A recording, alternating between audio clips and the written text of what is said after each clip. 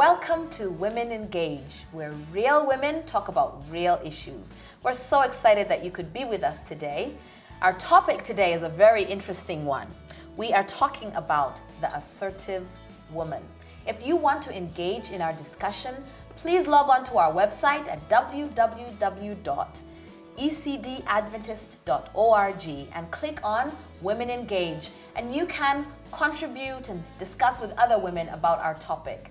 So for today, I would like our panelists to introduce themselves to our audience.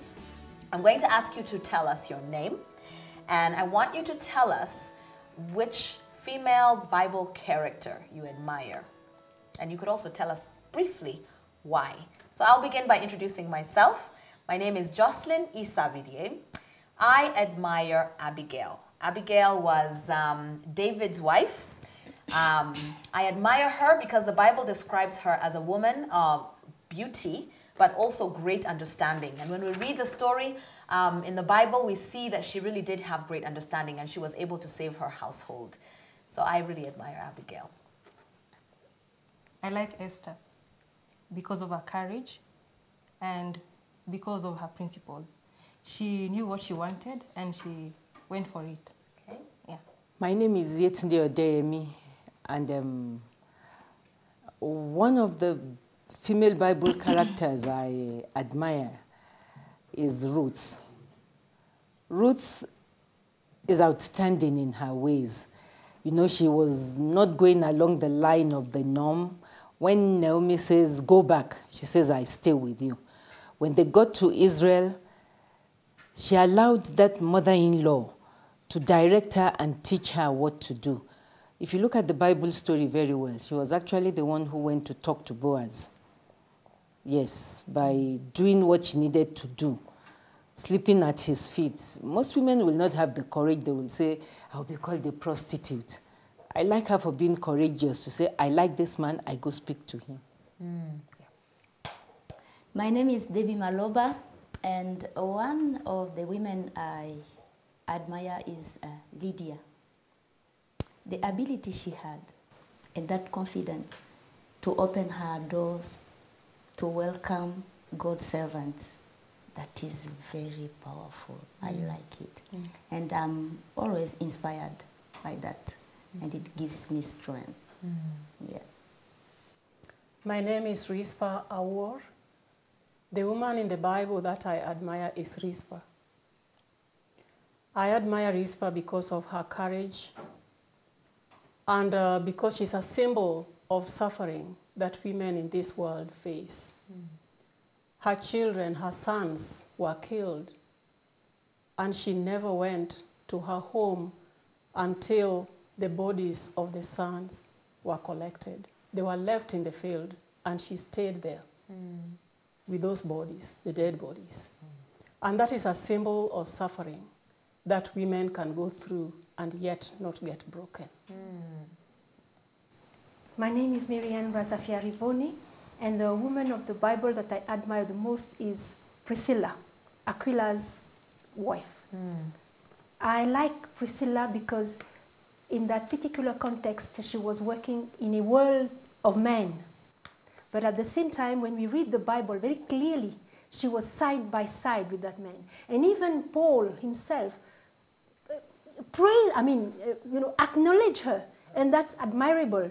And you can sort of read between the lines how much she has contributed to a situation where it would be easier and more comfortable to just go under. So that's why I like Priscilla. Okay. All right. It was interesting listening to, all of the discussion about the women. Now, I want you to think about the women that we have mentioned. Would we characterize them as assertive women? Are they all assertive women? Is there one that's not assertive? Would we say that they're all assertive women? Just let you think about that for a moment. Were they assertive?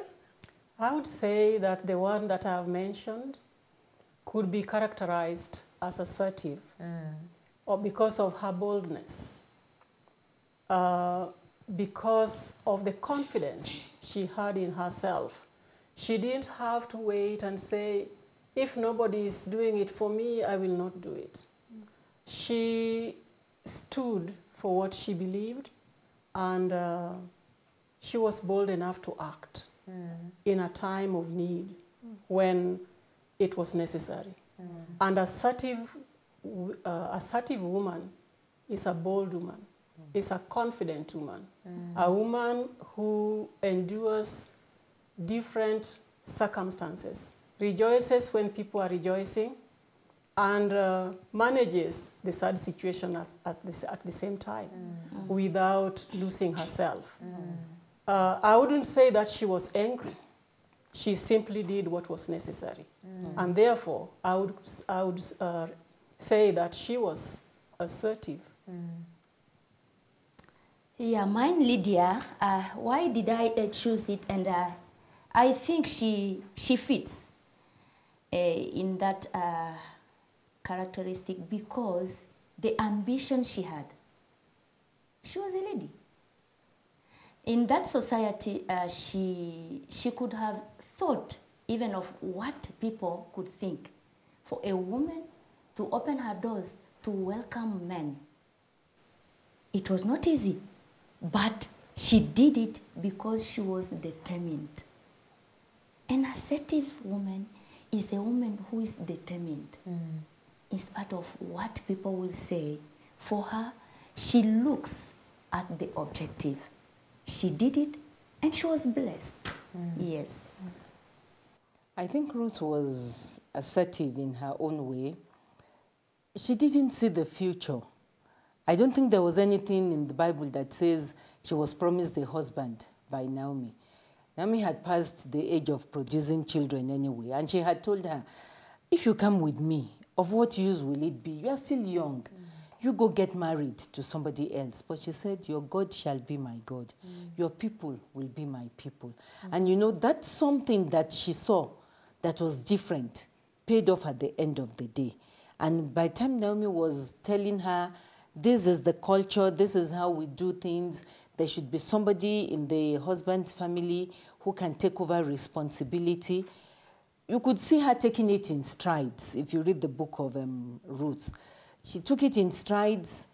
Boaz was able to tell the young men, please, nobody looks at this one. She's here to collect food for herself, and every day she took food, she took to her mother-in-law, which means apart from knowing what she wanted, she was not selfish. She was just going for it. Okay, each day had to be taken as it comes, and each day paid off. Each day she learned a new lesson until she got to the end point, until she got to the point where she was able to produce a child along the lineage of Jesus. Yes. Yeah.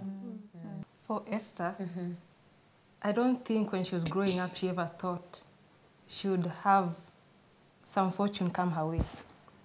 For she was an orphan, and then there was a beauty pageant. She emerged to be the queen of the place. And through her uncle, encouragement from her uncle, she said that, yes, I will do what I can to help my people. Even if it means dying, I will die with my people. And she became like their patron. For me, for Priscilla, I think she's assertive in her arena, in her domain. She is among the leaders of, starting churches. Difficult circumstances, they were working with their hands to make things working, and they were moved from place to place. So many times that women have changed homes. And at the same time, every time the Apostle Paul writes, he says, greet the church of Priscilla and Aquila. And sometimes he says, Aquila and Priscilla. There is an element of assertiveness, of knowing one's place and doing it in a very reliable way. But at the same time, no pride, there's no self-assertive, self-aggressivity or self-aggrandizement, but just doing the job and yet being at par with what needs to be done. And so that's what I like. So it looks like all of these women have assertiveness as a mutual quality. And yet they're very different women. You have a poor widow, you have a queen, very different women, very different arena, but all assertive in their own way. And so I think just listening to our examples, we've already started to define what we mean by assertiveness, but let's just clarify that a little bit more. So what does it mean to be an assertive woman? I think an assertive woman is to be able to stand for what you believe and be able to show others that where you stand, you are willing to take the risk, you are willing to suffer if you have to suffer, to be happy if you can be happy, but at the same time to be willing to go forward and not to let yourself being crushed by the circumstances and what people say and whatever adversity comes your way. An assertive woman is self-assured, is bold, and as my sisters have said, is self-confident. And you cannot be assertive without having an anchor. So if I could say, where do these assertiveness, let's say, for example, the example that you gave of Ruth, where did she get this, the self-confidence and the boldness to say to the mother-in-law, I'm coming with you. Your God will be my God, and your people my people. She must have learned something from this Jewish God. So there must be God behind a woman who presents herself to be assertive without being angry, without being aggressive. Just that self-assurance, being sure that what you are saying, you believe in. And you can go, regardless of the circumstances. She didn't even know the future. Ruth didn't know. And even Esther saying, whether I perish, I perish. These are young women. They are not old women whom you can say had experience in anything. They are young people. And so this, as an assertive woman, is a woman who knows her God. Now I wanted also to borrow a word. It's a woman who is aggressive, but in a good way. I may be aggressive in a good way, in such a way that I want to do something, though people will think this is too aggressive, but it will bring fruits or positive achievements. I want to, yes. Sorry, I didn't want to use the word aggressive because when you hear aggressive, it sort of connotes negativity. And for all the examples we have given, all of them have a drive. You know, like there's a focus, and this is where I'm going, or this is what I want to achieve. And I don't know if I should agree with Debbie and say aggressive, but I don't want to use the word aggressive in describing an assertive woman. But having that drive. Yes, there's the drive, there's the boldness, there's the confidence, there's God. There's knowing God and knowing that, because actually when you look at, I'm going to use a man now, when you look at Joshua, if you read Joshua chapter 1, God started by telling him, my servant Moses is dead. Did Joshua not know that Moses was dead? He knew. But you know, God was trying to put a test forward to say, you have to be bold. You have to be courageous. And God proved that boldness for Joshua. After speaking to him, now he appears to him as the Lord of hosts of the army. You know, and Joshua was not intimidated. He could ask, are you for us or you are against us? So God has to be there for the woman to be bold, for these women to be able to say, this is what I want, this is where I'm going, this is how I'm going to achieve it. Without God, I don't think they would have the boldness. Somebody spoke about ambition. Yes. And my ears went tingling. I said, is it ambition? Then I added in my mind, a holy ambition. You know, these women, all these women we spoke about, they are not overly ambitious. Look at the example of Rizpah. She was not going to fight anybody over that case, but she wanted those bodies to be removed and buried honorably. And she waited until she got it. I'm sure her doggedness and her persistence made the men say, okay, we just have to do it. If not, this woman would not let go of this situation. The most aggressive women in the Bible have not had positive outcomes. Such as which women? For example, the mother of Esau and Jacob. Yeah. Right?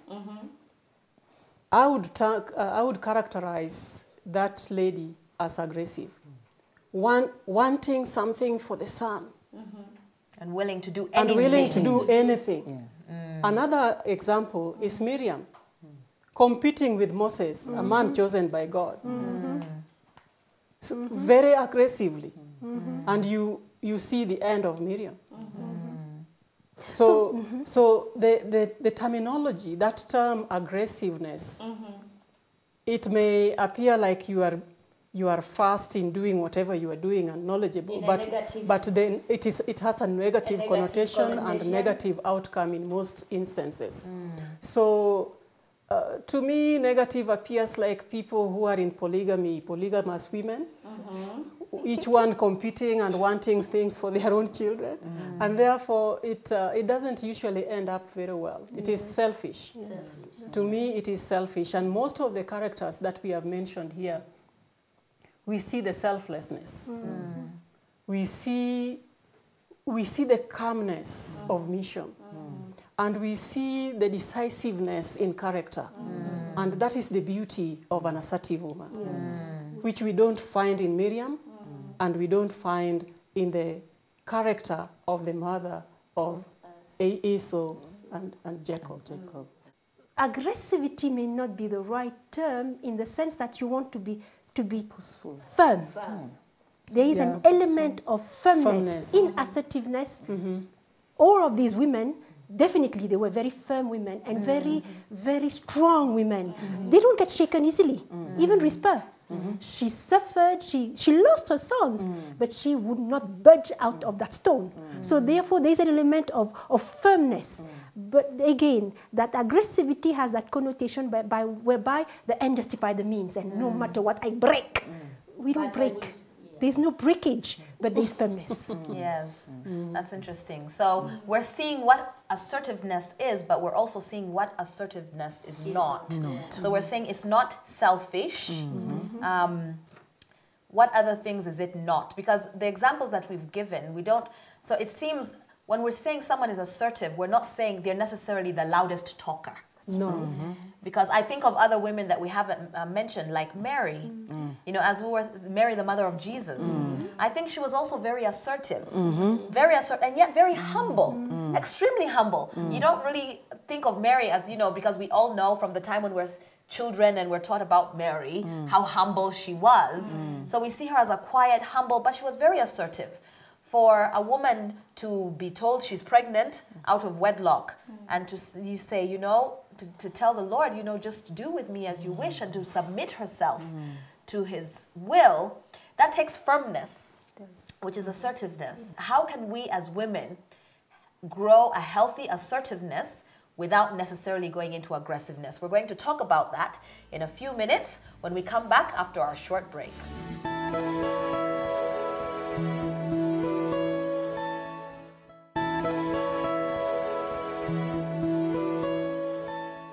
Welcome back to Women Engage, where real women talk about real issues. So today we're talking about the assertive woman. So on our panel, we've been trying to define what assertiveness is. And if I can just share a really great definition. Assertiveness is standing up for your rights without denying other people their rights. We contrasted that with aggressiveness. Aggressiveness is standing up for your rights while denying other people their rights. So I think we've kind of gotten an indication of what assertiveness means to us. So do women really need to be more assertive in our communities? Do you think that it's something we need to do? Is it something women are already doing? Why are we talking about this for our women?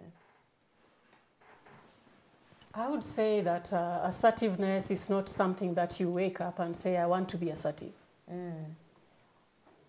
I think it's a result of upbringing. It can also be a result of schooling. So it is acquired because it is a way of life. And a way of life is inculcated in a person. You acquire a way of life as a result of a part of the moral development. So this assertiveness is not something that you, as an adult, you wake up today and say, I want to be assertive. Sometimes you may be aggressive instead. So now, let's say, for example, if there's someone in the audience right now and they've been listening to us talk about assertiveness and they realize, actually, I need to be more confident, I need to be more firm, I need to, all of those things that we use to define it. Yes. And they feel they're lacking in that. Are you saying because they didn't have that maybe upbringing that now they cannot learn to be more assertive? Let me add something. There are things that we can acquire as adults, but they require transformation of the heart. Okay.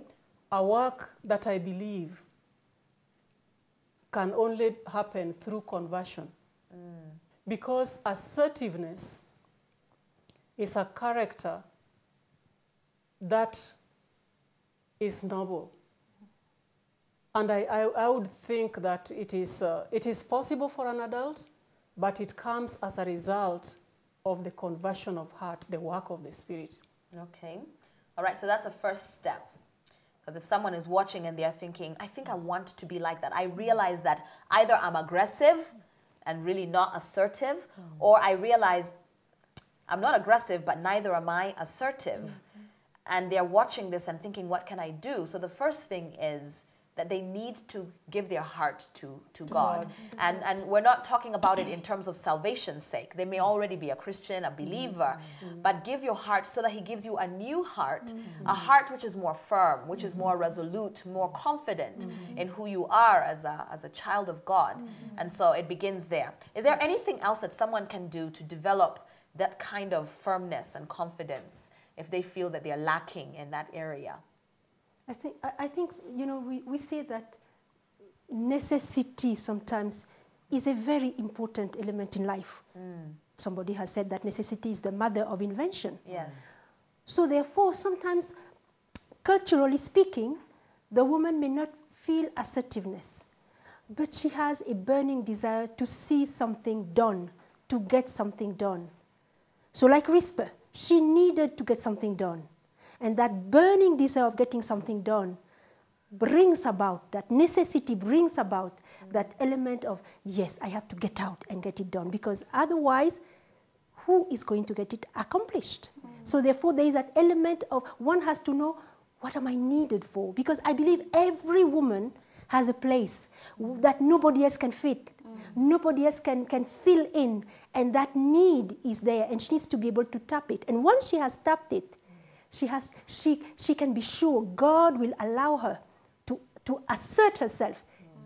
Whether she is like Mary, very humble, whether she's bold, but still assertive to be able to accomplish what is needed to be done. I just want to pick on what Marianne has said in terms of circumstances leading us to being assertive.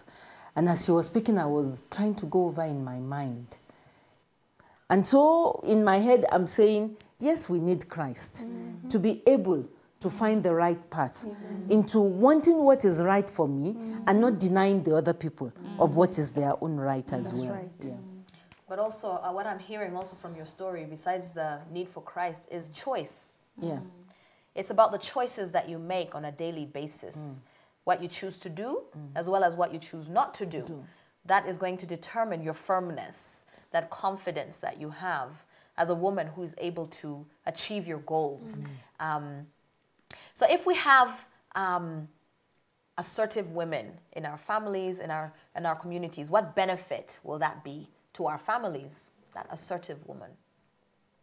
I would like to say that if we have women who are assertive in the family, we would get to achieve things. You know, we'll be achievers, let me put it that way. We can make plans and follow it through.